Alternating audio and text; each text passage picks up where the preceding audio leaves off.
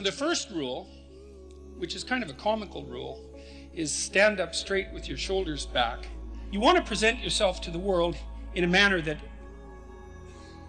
doesn't disgrace you in some sense. That might be a good way to think about it. And you don't want to disgrace yourself, because the consequence of disgrace is emotional dysregulation. More pain, less positive emotion. And so the best way to present yourself is to stand up forthrightly and to stretch out, and to occupy some space, and to you make yourself sort of vulnerable by doing that, because you open up the front of your body, right? But it's a sign of confidence, and that way people are most likely to give you the benefit of the doubt. And that's a good way to start regulating your mood. But not only does it directly regulate your mood to stand up, because it's so tightly associated, like posture reflection is associated with serotonin and emotional regulation, but also because if you straighten up and you present yourself in that manner, then other people are more likely to take you seriously. And that's another way that you can at least give yourself the bloody benefit of the doubt, right? And confront the world in a courageous manner. And that's a really good way of figuring out how to establish yourself in multiple competence hierarchies, because one of the general rules of thumb about how to be successful is to confront things that frighten you forthrightly and with courage. And that's kind of a universal strategy for success. Rule number 2 is treat yourself like you're someone that you care about. You should figure out how you would like to be treated, like you were taking care of yourself, not how you would like people to respond to you. It's more important than that. It's like, imagine you had a child that you really cared for, and someone said, well, people will treat this child exactly like you want them to, but you have to figure out what that is. And so then you'd have to sit down for like a month and you'd think, okay, well, how do you want your child to be treated? You don't want everyone just to be nice to him, you want people to challenge him, and you want people to discipline him, and you want people to tell him when he's wrong. It's like, you don't just want everyone to be nice. That's pathetic. It's pathetic. There's no challenge in that. And so, well, you want to treat other people like you would like to be treated. Well, then you have to figure out, how would you like to be treated? Well, you'd like people to fawn all over you and just lay everything at your feet. It's like, no, that's not something you'd wish for someone that you were taking care of. And then there's an additional problem, which is it's often the case that people will treat other people better than they treat themselves. That happens extremely frequently. So one of the things I pointed out in chapter 2 was that if you have a dog and you take him to a vet and the vet gives you the prescription medicine, you'll go buy the medicine and you will give it to the dog, and you will do it properly. But if you go yourself to a doctor and you get a prescription, there's a 30% chance you won't even pick up the medication. And if you do, there's a 50% chance that you won't administer it to yourself properly. And so I really thought about that. When I first came across that statistic, it was another one of those little facts. I thought, what the hell's up with that? It's like, you'll do it for your dog, so obviously you'll do it for something you care about, and you're conscientious enough so you'll actually do it. So like, why wouldn't you do it for you? Your dog likes you, even your dog would rather that you did, but you don't. And it's actually one of the reasons that modern medicine doesn't work nearly as well as it could, because people just don't take their medication. And it's not only because they don't take care of themselves. There's some skepticism about doctors, but you could be just as skeptical about the vet. In Rule 2, it's a bit of a meditation on why people don't like themselves very much. And I think there's 2 reasons, really. And one is that we're fragile and damageable and imperfect in multiple dimensions all the time. And that often just gets worse. Lots of things get worse as you get old, for example. So it's not necessarily that easy for a self-conscious being who's extraordinarily aware of his or her own fragility, but not just fragility, foolishness and errors.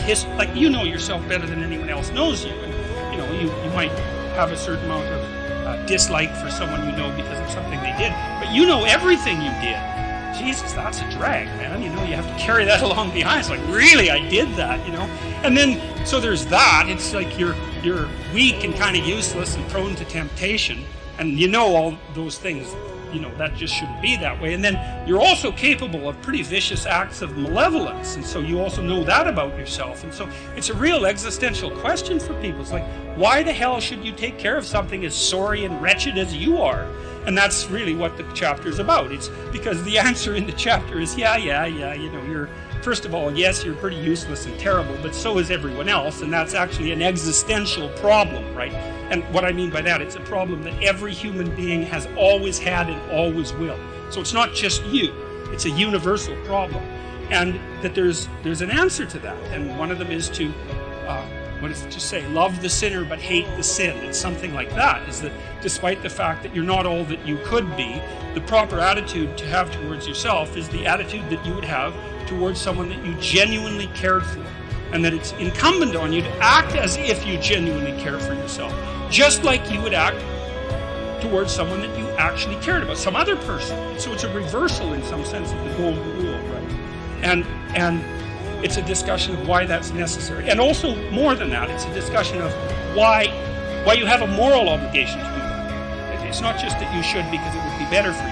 You actually have a moral obligation to do that, I think, because you make the world a much better place, a much worse place if you don't take care of yourself. So you should bloody well take care of yourself, because, well, that's what the chapter's about. It's partly because you have something valuable to bring into the world. That's the thing about being an individual. It's the thing that Western civilization has always recognized, that as an individual, you have a light that you have to bring into the world. And that if you don't bring it into the world is a dimmer place. And that's a bad thing, because when the world is a dim place, it can get very, very, very dark. And so it's necessary, not just so that you feel better, not just so that you're a #1 lobster, none of those things. You need to take care of yourself because you're in the best position to do that. And it's necessary for you to take care of yourself. Despite the fact that we're mortal and vulnerable and self-conscious and capable, not only capable of doing terrible things, but actually do them. Despite all that, you still have that responsibility. And so I wanted to, hit the question as hard as I can to try to figure out, well, why people are contemptuous of themselves. And there's plenty of reason, that's for sure. But the reasons do not justify the mistreatment of yourself. It's as simple as that. It's not a good strategy. And the next rule is make friends with people who want the best for you. And that's a meditation on my own childhood and adolescence to some degree. I had friends who wanted the best for me and friends who didn't. And they were friends who, some of them were aiming up and some of them were aiming down. And if you have a friend that's aiming down and you do something that's aiming up, then they're generally not that happy about it. They try to top your accomplishment with one of their own, hypothetical or real, or put down what you're doing, or offer you a cigarette if you're trying to quit and you've kind of done that successfully, or a drink if you've been drinking too much and are trying to stop being an alcoholic, or they're cynical and bitter and devoted towards no good. And sometimes that's family members too, and sometimes it's even part of you, But this chapter is an injunction to people. Is like you have an ethical responsibility to take care of yourself, you have an ethical responsibility to surround yourself with people who have the courage and faith and wisdom to wish you well when you've done something good and to stop you when you're doing something destructive. And if your friends aren't like that, then they're not your friends. And maintaining your friendships with them might not even be in their interest. Number 4 is compare yourself to who you were yesterday, not to who someone else is today. See, I'd been taught as a psychologist that most human characteristics were normally distributed, right? So most people were average and some people were extreme. That's a normal distribution. Intelligence is like that, and height, there's more people of average height than very tall or very short, and weight is like that. And lots of things are normally distributed, and psychologists tend to assume that everything is, but it isn't.